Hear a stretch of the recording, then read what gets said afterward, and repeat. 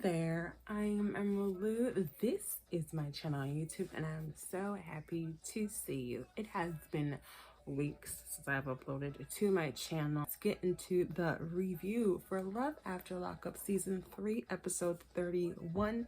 It's Toe or Never. So this episode opens up with John on his way to go get Christina. Christina's at the same facility she was at last time. And, you know, he goes to pick her up. You know, they talk about making babies and all that weird stuff. She asks how he feels about her weight. And he said, I'm not going to answer that question because I want to keep my thing. It's a phone call about a late payment on the bill, I think. And he's telling her that ever since everybody's been in the house, money has been tight. So we started with them. I think last episode we started off with John. This episode, we open up with John and Christina. So John's been the opening act for these past few weeks. And we see Destiny, hard ass, tough ass. Was she into heroin? But Destiny's in the house talking crap to her sister and talk about, well, he doesn't have to worry about me anymore, yada, yada, yada. And I guess the sister's like a PB&J sandwiches. She goes to the room. The sister's hearing the noise outside, so she looks out the window. She's like, hey, sis. Y'all about to find out real quick what's about to happen. Then we see Andrea and Lamar. They're going on a date, and Andrea's nervous because she says normally her and Lamar argue when they're going out on a date or when they are on a date. And then we see outside that Lamar pulls up with I think it's a Jeep, and he said he bought it for Andrea. Tennyson asks Lamar if he thinks this is a good idea because he feels like it's always going to get mad because she gets mad basically over any and everything. And it was like, dang, you're throwing your mother under the bus much, aren't you? So Andrea walks out, she sees the car, she's happy, she's excited, which is good to see that they're not arguing. And they talk about a car wash christening. And I remember, I never watched the other seasons, but then they gave us a flashback, and I was like, Andrea, does this moaning and stuff in the car wash? I ain't never did that before. This next scene is Chevelle and Quaylon, right? So they're in the hotel, they pull up, and then Dmarc goes to his room. Chevelle and Quaylon and Maila go to the other room. So she's talking to Quaylon. She's like, well, now you have to change your phone number. I have to have the password. Quaylon's like, oh my God, like, you're spending all this stuff on me. And she's like, well, yeah, you know, we're engaged now, and this is how it's going to have to be. And she tells him not to sleep in the room with her that night. So Quaylon leaves because of the fact that Chevelle doesn't want him to sleep in the room, but she says, but I still love you. They kiss. And coincidentally, Dmarc is walking up outside.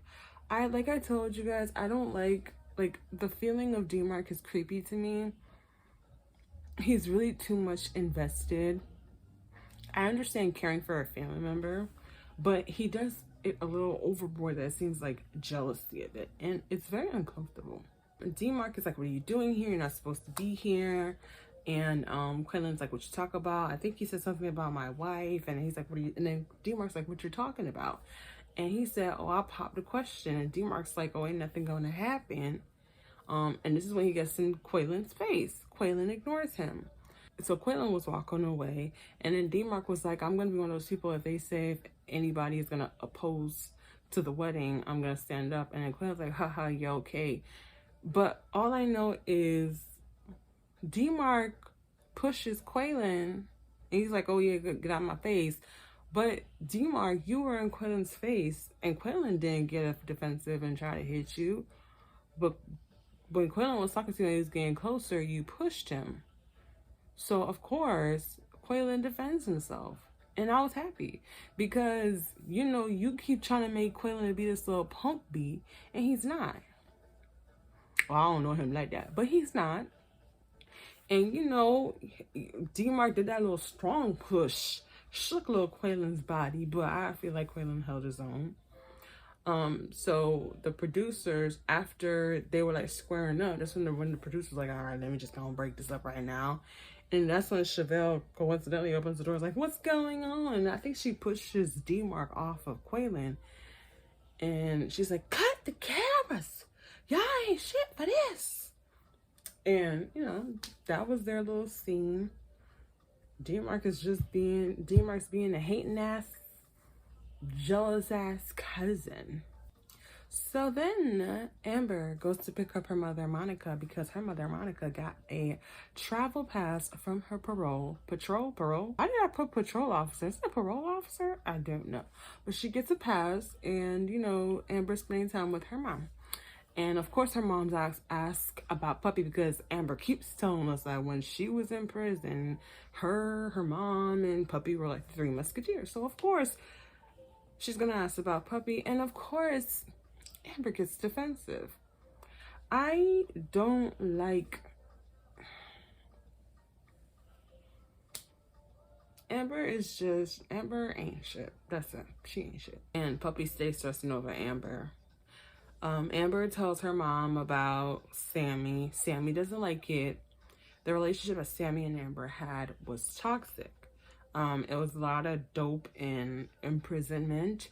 Monica, Amber's mom, says that Sammy tried to isolate her and that they would always fight. And I think that Amber said that they were together for 4 years. They broke up. They haven't spoken in 10 years, and here we are. So that's interesting. And poor Puppy is still stressing over him. We see Sarah and Michael. Sarah is recording a video of Michael playing with the babies, and she makes this weird ass smashing joke. It was really awkward. I think they were smashing something. She was like, "Oh, Daddy knows all about smashing." I'm like, "You're nasty. You're nasty." But the pancakes were burnt as freak. So she gets a FaceTime call from her friend Essie. Is it Essie? Emmy. She gets a FaceTime call from her friend Emmy, and they're just talking, and then she sees Michael. She's like, "Is that Michael? Are you guys smashing?" Which is valid questions. And Amber's being, I say Amber, oh Jesus, Sarah's being defensive, and she's like, "Oh, well, we're just co-parenting, and it's working for us, and we're taking care of the kids, and the kids are so happy, yada, yada, yada, yada, yada." Girl, she's really defensive about her BS situation. She's a fool. And my question was, is Michael a Scorpio? Because he gives me Scorpio vibes, because I will never forget that Scorpio that I dated. Ever. So Chrissy gets a COVID test. It's negative. And once Christina takes the test and it's negative, they go to a park wooded area and they go and do the do. How romantic. But hey, too many people at the house. Why couldn't you get a hotel room for the night? Hello. So Amber, Monica, and Puppy meet for lunch. Puppy lost a lot of weight. They talk about the adoption. I feel like Monica's giving bad advice. You know, like, don't listen to what she's saying. They talk about Vegas. And we found out that Vince forged Puppy's signature. Shocking. So we see Brittany and Marcelino. Marcelino makes a joke that if he had known that Brittany came out with all this familiar, I hope I'm using the right sense, with all this family issues, he would have talked to somebody else. That was haha, not haha, but haha nonetheless. So Brittany wants to take her mother to the side. You know, Brittany's really forcing all the stuff down her mother's throat, you know, like, "Oh, well, she has to face it. If she has to face it, how will she heal completely? And I want you to heal completely." Okay, Brittany, do what you do and do what you do as it is. And so she takes her mom on a drive to where the burn happened. So basically, she got a phone call from her dad or stepdad, whatever he is to her, saying that your mom's in the hospital, you need to get down here. So she broke or violated her probation and went to go see her mom in the hospital, her and her sister. Nobody else was there. So when we get to the site, we basically find out that Cynthia got into a fight with Rick, right? Gil. Cynthia got into a fight with Gil, and then she was feeling stressed and helpless, you know, those sad feelings. and she lit a cigarette and boom. So when she said that, it was like, oh, a gas leak, yo, something leaked. But then we found out that she kind of tried to commit, you know, she tried to take herself out. And it was like, dang, she's like, she felt lonely. She didn't feel like she had anybody. And she was just sad. So she was like, what's the point of being here if nothing's going right? And I don't know the full story of her and Gil, but I guess he was changing and she didn't want to, and he didn't have time to wait around, because some people have lower tolerance, some people have higher tolerance, and maybe he's one of those people who was like, well, if you don't want to do it, I'm done with you and I'm out. But thankfully so, she's okay, she's here, and she feels better now that she's seen it, the sight face to face, right? But yeah, they hug up and they cry, and I hope Cynthia's gonna be okay. So over dramatic as Chevelle, I don't remember the fight happening in front of Maila, because last time I checked, the fight happened in the hallway, and the only thing that Maila could have seen was Quaylon going back into the room and her mom yelling at Quaylon or getting mad. Nobody fought in front of Maila unless Chevelle fought with Quaylon in front of Maila. So I feel like, B, you're full of SHIT, because you're annoying AF, talking about a fight happened in front of Maila, and Maila was crying. So the only thing that was good about what she said was for them to make up in front of Maila. That's fine. But I feel like, when did that fight happen in front of... I feel like, when did the fight happen in front of Maila for you to be so dramatic about that? Like, what? But Maila was telling Dmarc, I saw that. That's not sincere. Don't do that. So they had to do it again. They shook hands. They went about their merry way and whatever. But I got tired of seeing Dmarc with the straw hat and glasses. And Quaylon looks high. Like I said, when Quaylon first got out of prison, he looked good.